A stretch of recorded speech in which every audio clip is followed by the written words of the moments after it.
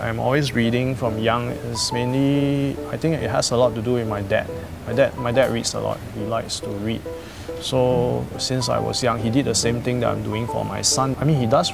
My parents do read to me when I'm young, but not so regularly. But they do have that habit of, just bringing us to a library and buying books for us. And I think actually Singapore has very good public library facility. Something that I find that maybe Singaporeans are not using that enough.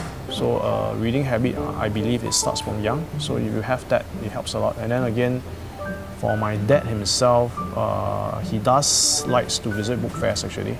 I do remember that. Generally for Singaporeans like myself, I read faster in English because we are more used to reading the newspapers and so on and so forth in English. But culturally, we are probably more similar to our East Asian neighbors like Taiwan, China and so on, and even Korea and Japan. And I find that if I were to read Chinese books, the values are more similar to what we hold as opposed to Western books. For instance, there's a book that's a big hit in the Western world, Eat, Pray, Love. It's a fictional book, but I don't identify the value in the sense that every time I think about things like love, a lot of time when you read Western book, they tend to have sex first, and then after that, then they talk about whether they love each other the next day, and then the whole thing is about whether we should love.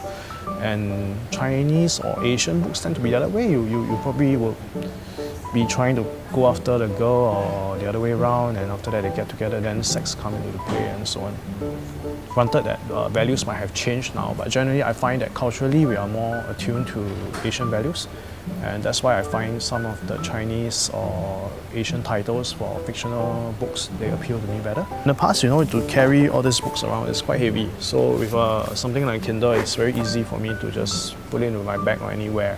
And even on a plane, I have like 1,000 books at my selection, and I can just read as and when. The problem I have with books is that you need good lighting, like bright enough to read and so on.